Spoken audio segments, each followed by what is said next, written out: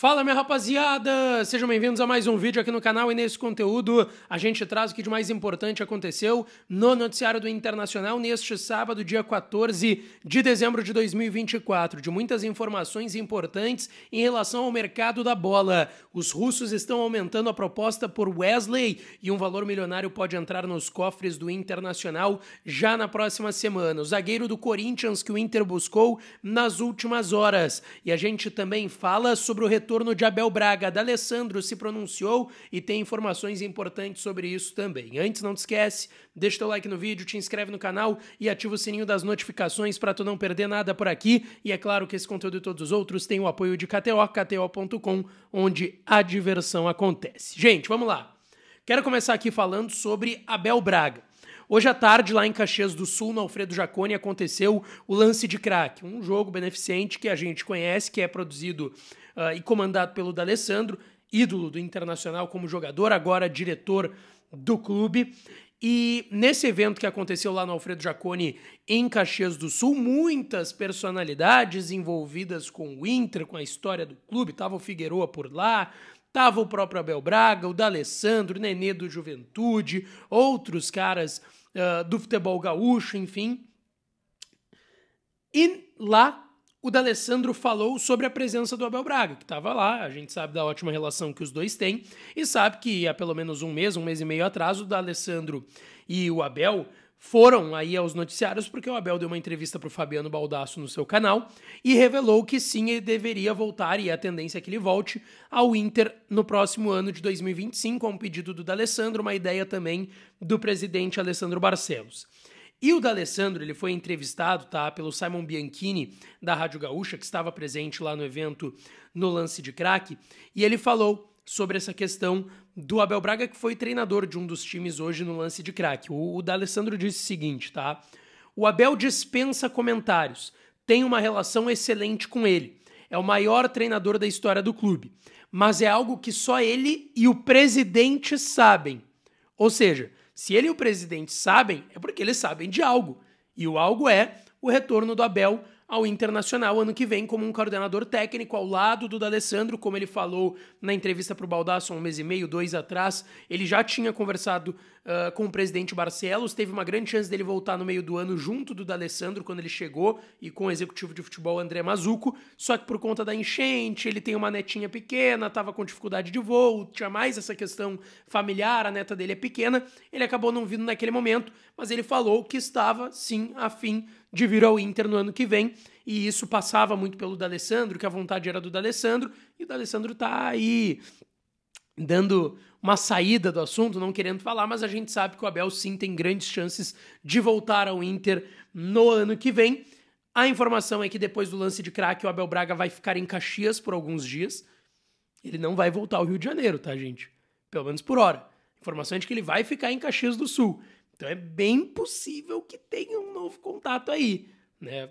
Senão ele voltaria ao Rio de Janeiro normalmente. Ele vai ficar em Caxias alguns dias. Quem sabe não desce para Porto Alegre, ou alguém do Inter sobe para a Serra, sobe para Caxias para conversar com o Abel, mas sim, tem uma grande chance dele voltar ao Inter no ano que vem. Agora eu quero falar de mercado de transferências. Primeiro, os russos aumentaram a proposta pelo Wesley, tá? Terceira oferta que o Krasnodar da Rússia faz pelo atacante destaque do Internacional na temporada, tá?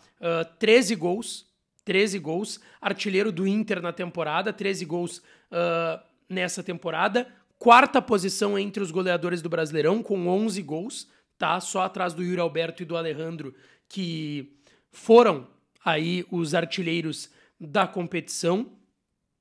E o Wesley deve deixar o Inter. A gente já comentou isso aqui. A tendência é que o Inter aceite essa oferta, mas ela tá aumentando, tá? Tem duas informações circulando. Uma é de que a última oferta estaria na casa dos 10 milhões de euros e a outra de que estaria nos 12. Não me foi confirmado qual é o valor, tá? A primeira foi de 8 milhões de euros do Krasnodar, a segunda que eles fizeram na última semana foi de 9 milhões e meio e agora tá essa dúvida se ela tá em 10 ou 12, mas é um valor aí entre 10 e 12 milhões de euros que fazem muita diferença, né? Seria 1 milhão a mais de euros pro Inter, porque o Inter tem 50%, né? Então, assim, 10 milhões o Inter pega 5 e o Palmeiras pega mais 5, que tem os outros 50%. Se for para 12, o Inter pega 6 e o Palmeiras pega 6 de euros, tá? Então essa é a questão aí do valor se é 10 ou 12. Além disso, um abatimento, tá sendo discutido do que o Inter tem que pagar ainda pelo Wanderson. O Inter não tá devendo o Krasnodar, tá? Só que tem parcelas que seriam pagas pelo menos no ano que vem. Cada parcela era uma parcela a cada 6 meses de 4 milhões de reais, tá? O Inter ainda teria que pagar 2 parcelas, 8 milhões de reais.